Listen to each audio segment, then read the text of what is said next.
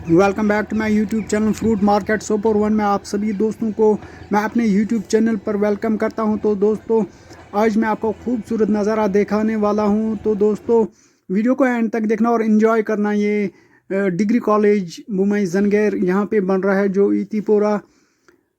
ईदीपुरा में वाक़या है। तो दोस्तों ये आप देख सकते हो जंगल के किनारे पर एक जगह वहाँ बन रहा है। ये तकरीबन 80 से 100 कुनाल तकरीबन इसको अलाट किया गया है ज़मीन। तो दोस्तों ये आप देख सकते हो कितना खूबसूरत नज़ारा है। देख सकते हो ये हमारा जंगल है और ये देख सकते हो ये जो ज़मीन है ये प्लान की जा रही है एक जेसीबी 2 टिप्परों के साथ। ये तकरीबन 1-2 महीने हो गई है इस पर काम करते हुए इनको। तो दोस्तों देखो इन्होंने कितना काम किया है और काम तेज़ी से चल रहा है अभी डिग्री कॉलेज बुमई जंगेर।